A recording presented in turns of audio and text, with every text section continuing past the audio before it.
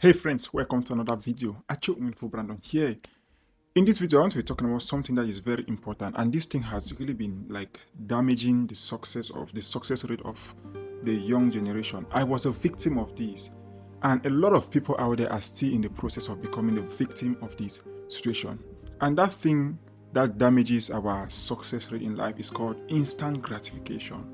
We gratify ourselves instantly. And let me start by telling you a story on how we were taught to delay our gratification in order to enjoy benefits. Especially if you are an African, you will understand this more. Like if you always, when we were younger, if you are eating and eating, in that food there's a piece of meat in that food. Our parents will never allow us to eat that meat before eating our food because the meat is always the best part of the food. And if you finish your food before eating the meat, in that way, you will fill your stomach, you will not be hungry, and then you still enjoy your meat. But a lot of times, people that eat their meat before eating their food tend not to finish the food because they already enjoy the best part of the meal and there's nothing left for the meal to enjoy anymore. And what do? They give up. At this point in life, this is when I realized our parents they were teaching us to delay our gratification in order to enjoy bigger benefits at the end. Now, a lot of us have been making this mistake. We are trying to have that instant gratification. We don't want to pay ourselves in the future. We want to pay ourselves at the moment. I'm not against the fact, I don't contradict any idea you have about school being a scam, but let's be real. We often hear people saying they have a master's degree but yet they are jobless. They have bachelor's degree, but yet they are jobless. Now, the question you ask yourself is, what is this degree worth? What is the worth of this degree? Because you have a master's degree in English language, you have a master's degree in history, you have a master's degree in maybe social studies, social working, and you don't want to become a teacher. You want to use that same degree to have a six-figure job, which you know is not possible. Compare yourself to people that have master's degrees with computer science, engineering, and other with science degrees like in physics, in mathematics. Compare yourself to these people. You realize the people with these big degrees, with these valuable degrees, yeah, they might not always be employed, but a good quantity of them always have a job as a result of the quality of their degree. Now, everybody wants to earn that six figure. Everybody wants to have that high paying job. But we don't want to go through that process of that pain trying to acquire this degree. This leads us back to a situation where I'm saying we are trying to gratify ourselves instantly. For instance, when you are in school, you don't want to go in for this computer science degree, you don't want to go in for the engineering degree, you don't want to go in for the science degree because it's difficult to pass these exams while you are in school. So you would rather choose to go and study in a subject that is easier to pass it in school. I remember this so well. When we were at school, we had, because I did technical education, and in Cameroon we have baccalaureate, we have brevet de technicien, and we have other ones I cannot remember, but brevet de technicien is extremely difficult to pass. I remember people going to do some traits that are not difficult, that the exam is not that strong, just to pass that exam. Now, these are people that are giving themselves instant gratification. Yeah, you will enjoy, you will feel okay, you will be happy to get that at the moment. But what happens in the future? What is the value of that degree in the future? That's something we should try to look from now on. If you are in school and if you are taking a subject just because that subject feels easier to pass the exam in school, know that your life is going to be difficult afterward. Because that the reason why they then call some people the top 1% of people in the world is because these people are doing the things that 99% of the people are not doing. If you always go to schools, you realize there is always this class that is filled with students.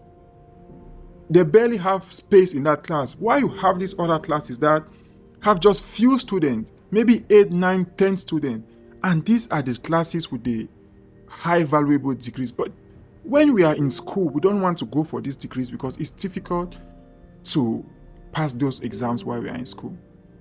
Please, if you have been having this ideology and if you have been trying to get past, if you have been trying to move toward a particular subject in school because the exam feels it's easy to pass that exam, know that your life is really going to be difficult afterward, because the fact that 99% of people are going in for that degree, the skill is not valuable. You are replaceable. And the worst thing that could happen to you in life is to make yourself replaceable. That's why if you go to organizations, the people that are really at the top spot of that organization, there are people that have made themselves unable to be replaced. They have a skill. Even if they want to replace the skill, it's extremely difficult to find somebody that is going to adopt those skills and catch up with the system of the company. These are the people that go for the things that 99% of the people are not doing. Then go in for the things that 1% of the people are doing. What people don't understand in life is this: there is nothing worth having that comes easy. You have to go through a period of some kind of a stress, some kind of a pain to achieve greater success. When I talk about pain, I don't mean like physically hurting yourself. I mean like that pain of studying, of spending numerous hours trying to grab some knowledge. That's what I mean. And a lot of us want to achieve this massive success, but we don't want to go through the pain, which is extremely difficult. Some people are lucky, and a few number of the population does that, but majority of the people, which could be you watching this, which is it could be me, we have to go through that process in order to achieve what we want to achieve in life. What I realize is, due to the influence on social media and all that, a lot of us have valued the ability to look rich rather than value the ability to actually become rich. What I'm trying to say is this: we want to use the latest iPhones, and we want to wear the latest designer clothes, the latest shoes. We will do everything to raise money in order to buy these things, wear it, and we appear rich to the world, but we are actually broke. We actually clear our bank account to buy these things. We have to be smart enough to understand that the goal, if you want to be successful, the goal is not to look successful. The goal is actually to become a successful person. And it takes a lot of commitment to do these things. Sometimes you have to put on the cheapest clothes, the cheapest shoes in order to make these sacrifices. If you feel like you can afford these things and still be able to raise that money to foil your future, then good and fine. But if you don't have this money and you are actually spending this money to get things that are not even valuable to you now or even in the future, then you are doing yourself a bigger harm rather than some good. Like I've always said in my previous videos, I spent a few years in my early 20s trying to make money rather than looking for means to add value to my life. And guess what? Once you have this mindset, it's so difficult to even make the money, because, for instance, we will actually see opportunities that have that potential of making us fortune in the future. But just because we want something that will give us that money in the next 6 to 1 year, we will abandon these things that could make us a fortune and trying to, catch this trend that will give us money in the next 6 months. And in the reality, there is really nothing that could make us the rich and comfortable we want to be in 6 months. These things take time. There's a research that shows it takes a minimum of about 7 years for an average millionaire to build their wealth. 7 years. When you start thinking of making the kind of money in 6 months, you are just making a fool out of yourself. You go to YouTube and you watch this video, how I make $1,000 in a day, how I make 50,000 in a month, and you watch these videos. These people have experience. They have taken some time to build that skill, and they are now at this point in their life where they are telling you how to make that thing in a day.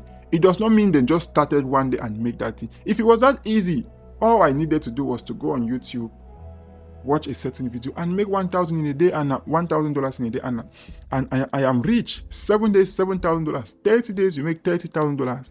But there is nothing, guys. We have to cut off this mindset of instant gratification and look deeper into the future.